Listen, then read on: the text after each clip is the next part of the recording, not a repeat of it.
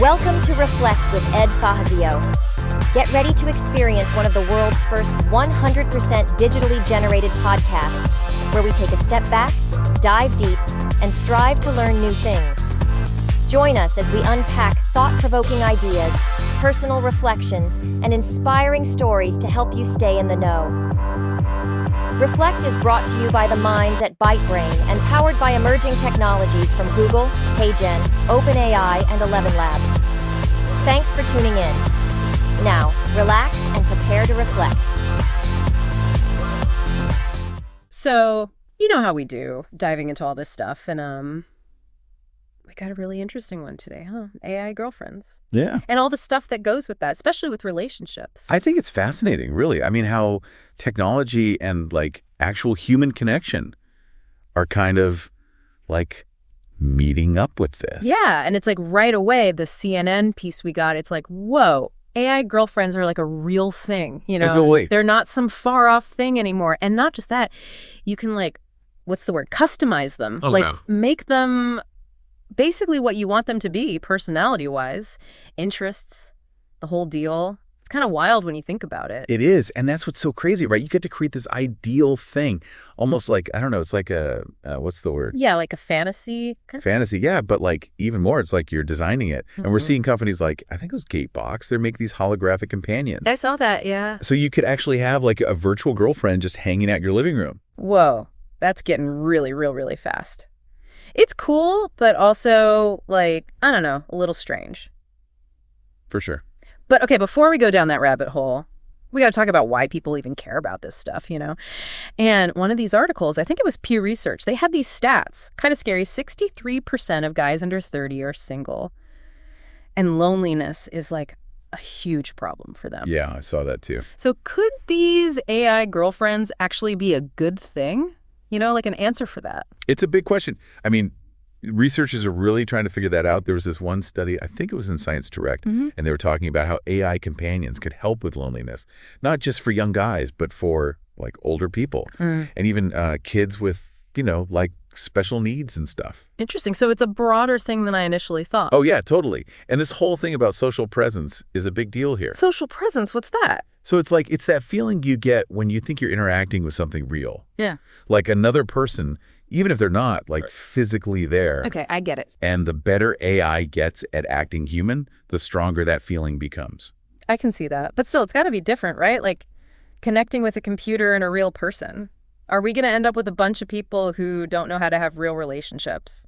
That's the worry, isn't it? Yeah. Because you need to learn how to compromise, how to be empathetic, how to deal with arguments, you know, all the messy stuff.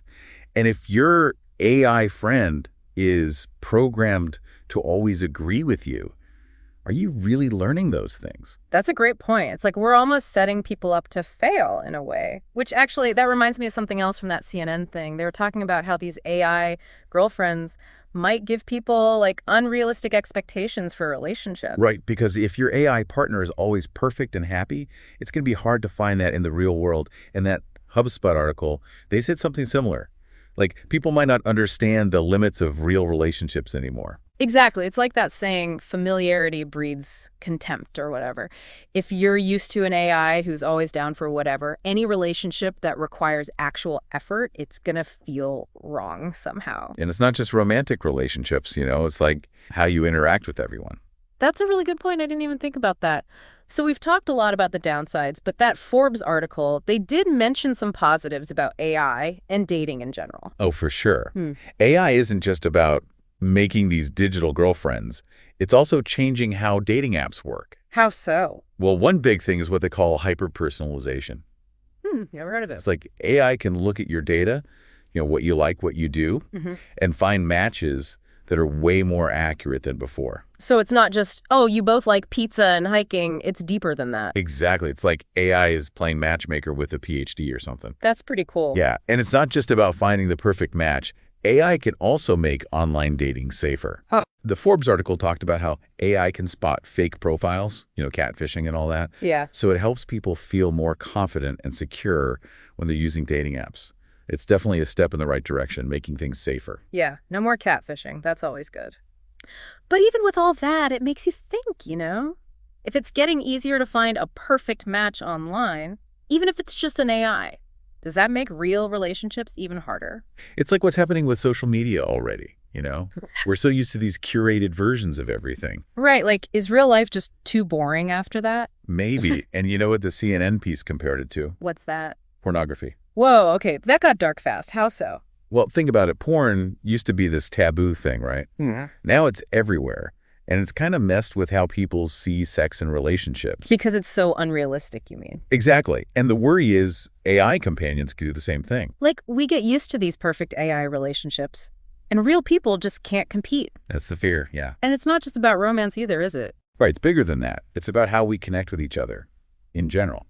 It's like we're losing the ability to deal with real people, with all their flaws and stuff. And that's something that Professor Galloway, the one from the CNN segment, he's really worried about that. Yeah, he called it a national crisis, right? Especially for young men. He did, and he's not just talking about, like, lonely guys who can't find a girlfriend. He sees it as a symptom of something bigger.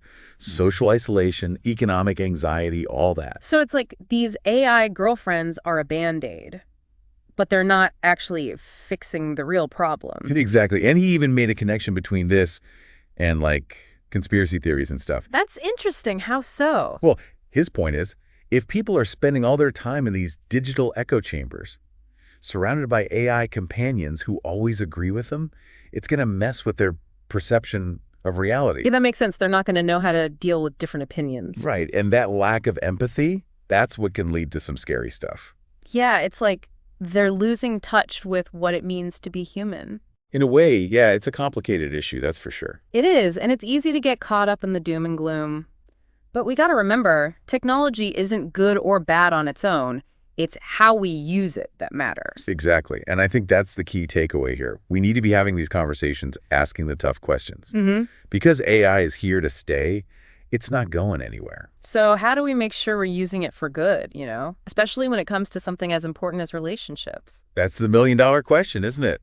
It really is, and honestly, I don't even know where to start with that one. Me neither. It's like we're figuring this out as we go, which is kind of scary, but also exciting, you know? Totally. It's like we're in uncharted territory here. Exactly. But I think the most important thing is to talk about it, like really have open and honest conversations about all of this. The more we understand the potential impact of AI, the better choices we can make about how we use it. Makes sense. It's like knowledge is power, right? Exactly. And it's not just about setting rules for AI. It's also about understanding ourselves better. What do you mean by that? Well, think about it, this whole AI companion thing. It makes us ask some really deep questions about what it means to be human. Like, what do we really want out of our relationships? What are we willing to sacrifice for connection? Wow, I never thought about it like that. It's like AI is making us take a good hard look in the mirror. Right. It's forcing us to confront some uncomfortable truths about ourselves. And earlier you mentioned that AI is even making us rethink our definition of love. Absolutely. I mean, what is love anyway? Is it about someone always agreeing with you, always making you feel good? Or is it about accepting someone for who they are, flaws and all? That's deep, man, but it's true. And these are questions that people have been wrestling with forever. But AI is adding this whole new layer of complexity. It's like we're rewriting the rules of love and connection in real time.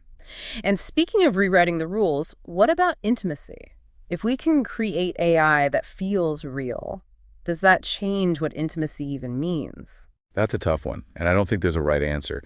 Some people might say that real intimacy requires two conscious beings, that you can't have that kind of connection with a machine. Yeah, that makes sense. But then again, AI is getting so advanced. At what point does the line between simulation and reality become blurry? True, it's just like we might not even know the difference anymore. This is getting kind of freaky, but also fascinating. It is. We're talking about the very nature of consciousness here and how AI is challenging our understanding of it. Mind-blowing stuff. And a little overwhelming, if I'm being honest. It is a lot to process, that's for sure. But that's the thing about being on the cutting edge of technology. We're constantly having to adapt and evolve our thinking. Well said. So where do we go from here? What's the takeaway for all of us listening? I think the most important thing is to stay informed, stay curious, and don't be afraid to ask the tough questions. Because the choices we make today about AI will have a huge impact on our future. Absolutely. It's up to all of us to shape how this technology unfolds. Well, that was a wild ride. We covered a lot of ground today. AI girlfriends, the future of love, the nature of consciousness. We even talked about porn for a minute there. We really went there. We did, but hey, that's what we do here. We dive deep into the messy, complicated stuff, and we leave you with more questions than answers. Always. So to our listeners, keep those questions coming, keep exploring, keep thinking critically, and we'll see you next time for another deep dive.